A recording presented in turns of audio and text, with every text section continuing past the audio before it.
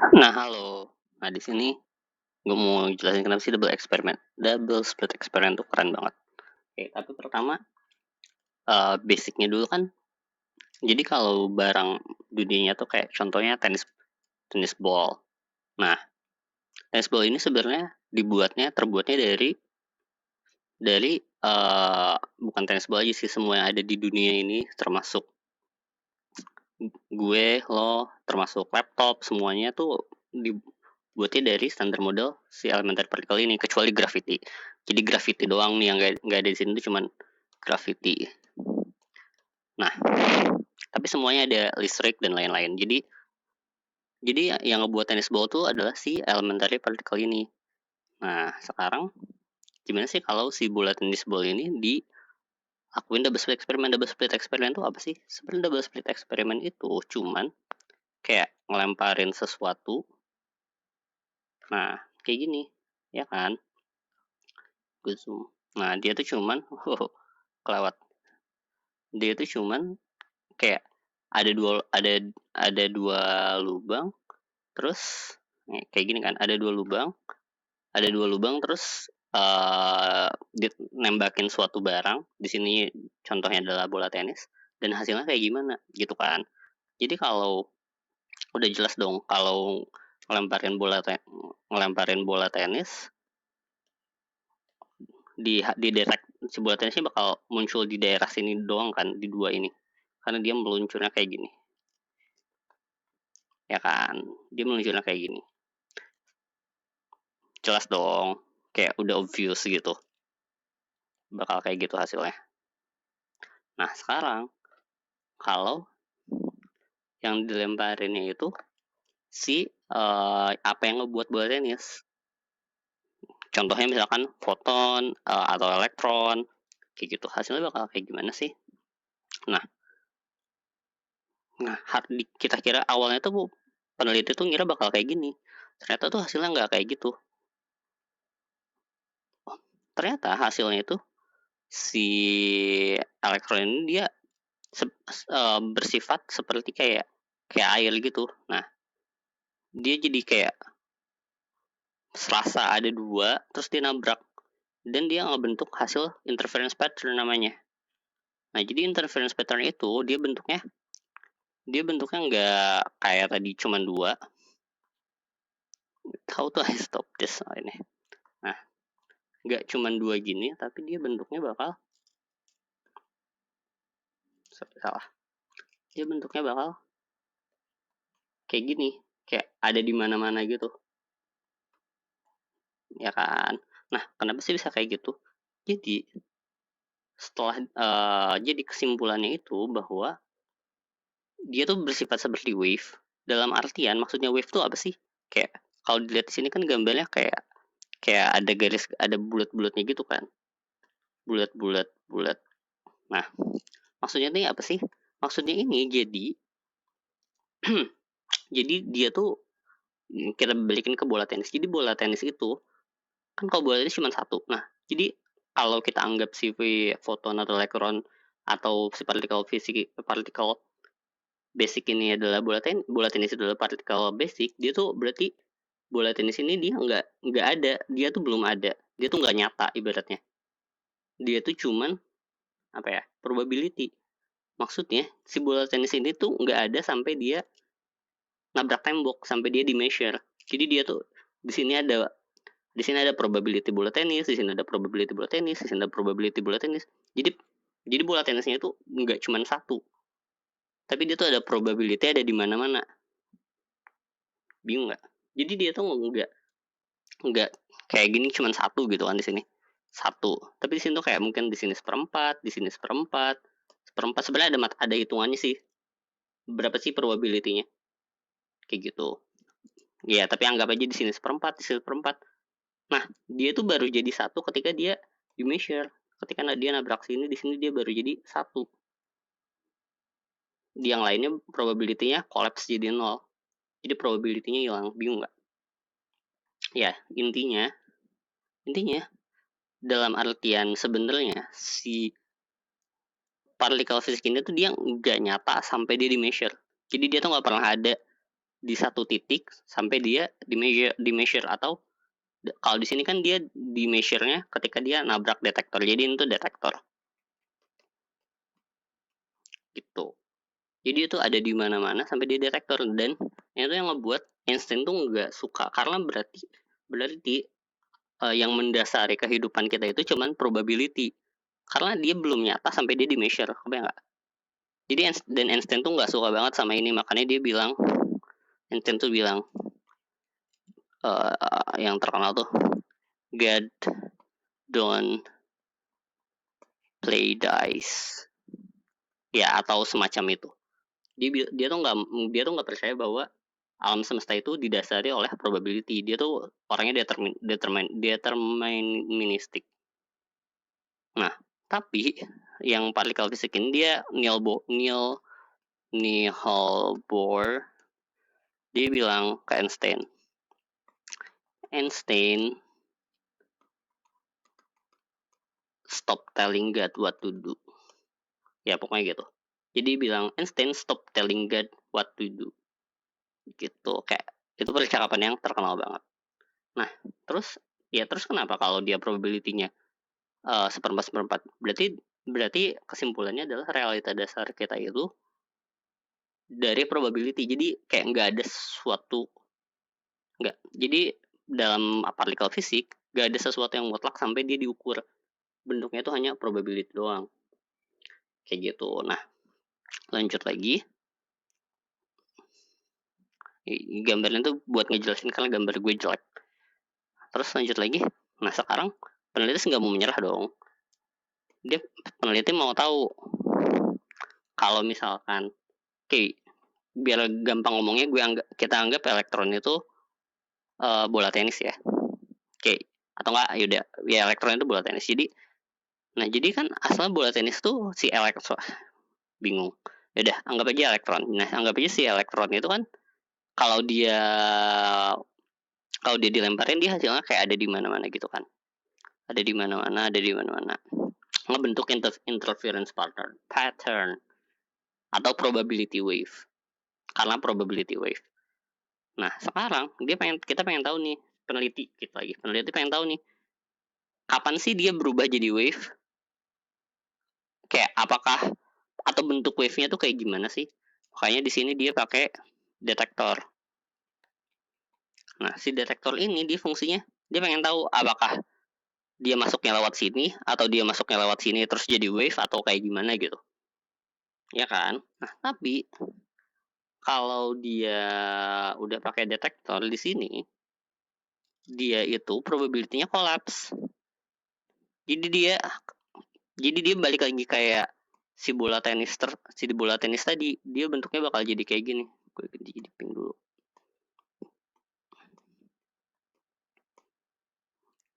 Ya kan, dia berubah jadi pink. Iya, dia berubah jadi kayak bola tenis bentuknya. Jadi dia kembali jadi partikel. Nah, tapi misalkan si detektornya nyala nih, tapi kita tuh nggak bisa dapat hasilnya. Ibaratnya nggak dicolokin ke komputer gitu, cuman detektornya nyala, tapi kita nggak bisa tahu hasilnya. Atau bukan kita, siapapun nggak mungkin bisa tahu hasilnya. Kayak dibikin impossible buat tahu, tapi detektornya nyala. Nah, dia itu bakal balik lagi ke interference pattern. Kayak gitu. Dia bakal balik lagi ke interference pattern biasa. Karena ibaratnya nggak diketahui. Jadi meskipun nggak kedetek, nggak ke measure, gitu. Jadi dia probability-nya nggak collapse. Kayak biar lebih jelas gambarnya, pakai contoh yang ada di sini. Oh, nih, ini videonya Arvin Ash, bagus banget sih. Nih. Nah, jadi dia kalau pakai detektor, dia hasilnya bakal balik lagi kayak bola tenis. Sama kan? Nah, tapi kalau dimatiin nih atau nggak kedetek, dia tuh bakal ngasilin interference pattern. Nih, bakal balik lagi kayak gini kalau si detektornya mati. I mean hasil detektornya mati. Terus kalau dinyalain, dia bakal balik lagi kayak gini. Dan itu pun berlaku dimanapun detektornya. Mau detektornya ditaruh di sini, mau detektornya ditaruh di sini, hasilnya sama. Oke, ini di sini udah mind blowing banget sih. Jadi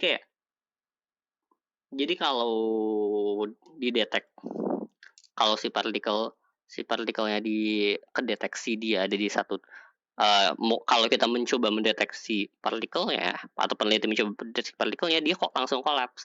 Tapi kalau dia nggak coba ngedeteksi, dia balik lagi ke interference pattern.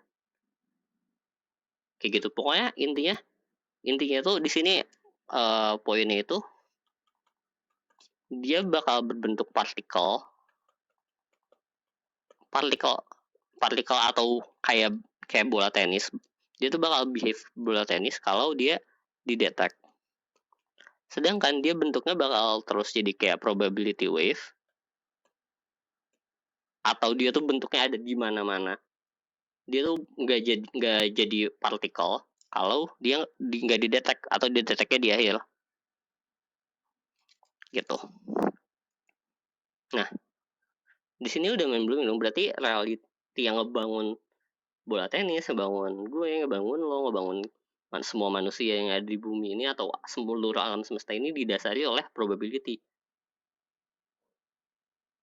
Jadi, nah sebenarnya tuh yang bikin saintis bingung banget tuh berarti apa sih yang dulu ngebuat si probability wave-nya collapse? Kan, zaman dulu kan nggak ada manusia, nggak ada apapun yang ngedetek dong, ya kan? Nggak ada alat, nggak, ini kan sebenarnya alat deteksi juga kan. Jadi dia collapse gara-gara deteksi di sini. Kalau dia jadi lurus, dia collapse gara-gara dideteksi di sini. Sama aja. Tapi kan dulu pas alam semesta dibuat nggak ada alat deteksi.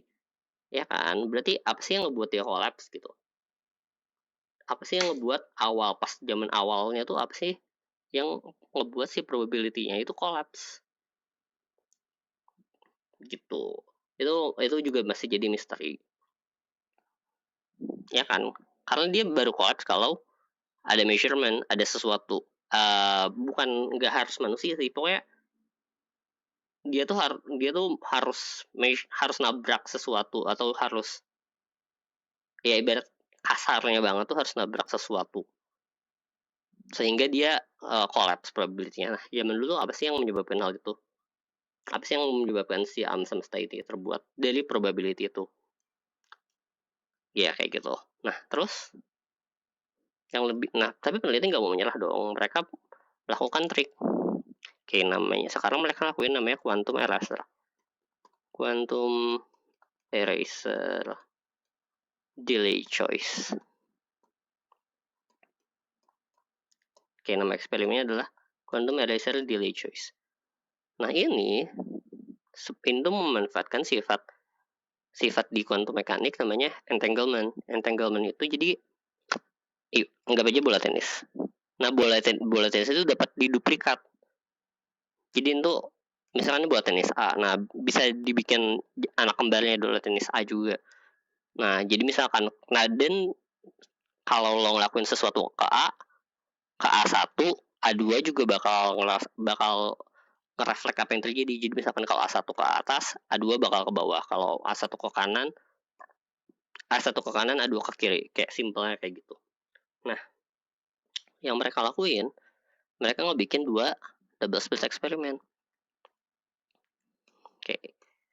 1, 2. Nah, yang satu dia pakai detektor. Yang satu lagi nggak pakai. Nah, ya kan? Pinter dong. Jadi di sini harusnya dia nggak collapse dong karena dia nggak dideteksi. Ya kan? Misalkan di sini pakai A1, di sini pakai A2. Nah, kalau pakai di A1 harusnya dia nggak collapse dong. Karena dia nggak dideteksi. Nah, sedangkan A2 kan dideteksi. Jadi kita bisa tahu dong ketika dia nggak collapse, ketika dia nggak collapse, harusnya peneliti berharap kalau ketika dia nggak collapse, tapi di sini dia collapse, Tapi bisa tahu apa sih yang sebenarnya terjadi karena A1 dan A2 nih kayak saling merefleksikan satu sama lain. Nah, tapi ternyata hasilnya ternyata, masih sesuai dengan ekspektasi oh sorry, si peneliti. Nah, sorry, di sini tuh dia pakai bentuknya 50%. Jadi dia probability di setting si detektornya 50% nyala, 50% nggak nyala. Sebenarnya eksperimennya nggak kayak gini ya. Ini kayak eksperimennya dibikin super simple banget. Nah, jadi 50% nyala, 50% nggak nyala. Oke, nah ternyata ketika dia nyala, dia di A1 pun ngehasilin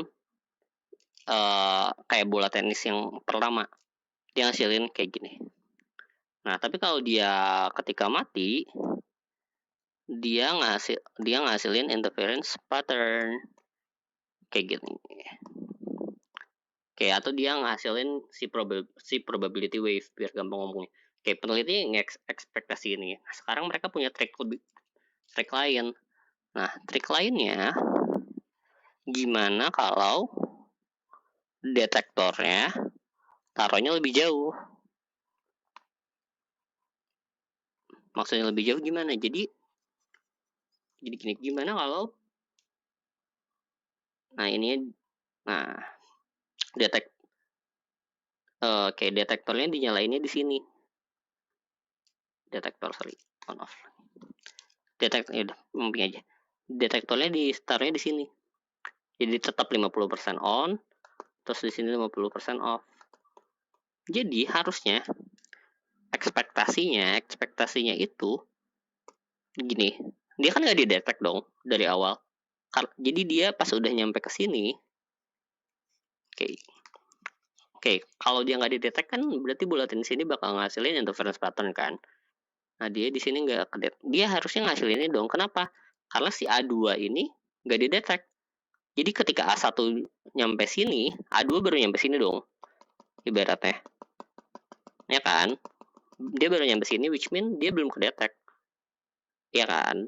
Bener gak? Dia kan di sini udah nabrak, udah selesai, di sini baru didetek. Di sini baru didetek. Which mean harusnya kita bisa tahu dong karena di sini dia belum kedetek, harusnya dia nggak kolaps. Dia harusnya ngebentuk si probability wave atau interference pattern, ya kan? Di sini harusnya ngebikin probability wave karena nggak didetek. Nah, ketika dia udah karena dia udah nabrak, udah masuk di sini udah berubah probability wave. Nah, sekarang dia melaju. Nah, di sini kita udah bisa detek dong, apa sih sebenarnya yang terjadi? Apa sih peneliti bisa ngedetek dong apa sih sebenarnya bisa terjadi ketika dia udah ngasilin si probability wave ini. Gitu rencananya. Tapi hasilnya sama aja. Hasilnya tuh sama aja. Ketika di sini nyala,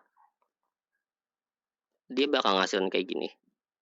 Dia bakal ngasilin si ketika dia nyala, dia bakal ngasilin ya biasa kayak bola tenis tadi. Terus ketika di sini mati, dia bakal ngasilin interference pattern. Ini kalau dia mati detektornya. Artinya apa? Artinya berarti masa depan itu bisa mempengaruhi masa lalu. Maksudnya gimana? Maksudnya berarti kan di sini harusnya dia udah misalkan detektornya nyala. Berarti si partikel ini tuh tahu di masa depan dia itu bakal didetek. Padahal ini udah kejadian dong. Di sini dia udah kejadian, di sini dia udah kedeteksi.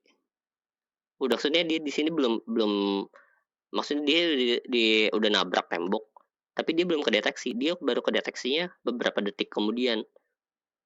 Tapi dia udah tahu si A1 ini udah tahu si A2 bakal kedeteksi. A1 tahu A2 bakal kedeteksi, makanya dia nggak mau kayak ibaratnya dia nggak mau ngasih tahu rahasia alam semesta. Dia nggak mau ngasih tahu rahasia alam semesta. Makanya dia kayak gini hasilnya. Makanya dia bakal ngasilin hasil yang kayak bola tenis, hasil yang, oh gue bakal ketahuan nih kalau gue ngebentuk probability wave, makanya gue berubah jadi normal pattern. Makanya ini tuh berarti, iya kayak gitu, berarti dia tahu masa lalu itu masa dep masa dep masa masa lalu itu masa depan itu mempengaruhi masa lalu. Konsepnya berarti ini di masa depan kan, dia baru nyala di masa depan, tapi dia bisa mempengaruhi masa lalu, which is yang ini, which is mind blowing banget. Nah, terus kenapa sih ini kayak kenapa sih mind blowing? Ingat, kita semua yang ada di muka bumi ini, yang ada di alam semesta ini, asalnya terbuat dari si si elementary particle ini. Jadi kalau di elementary particle masa depan bisa mempengaruhi masa lalu, ya kan? Berarti kalau di masa depan dia bisa mempengaruhi masa lalu, berarti somehow mungkin aja, kalau kita udah mengerti seluruh konsepnya, mungkin iya, mungkin itu mempengaruhi hidup kita juga gitu. Mungkin aja. Makanya di sini ini sangat mind blowing. Masa depan mempengaruhi masa lalu. Konsepnya tuh kayak gitu. Karena dan itu masih nggak bisa dijelasin, atau aduh, atau ini ada,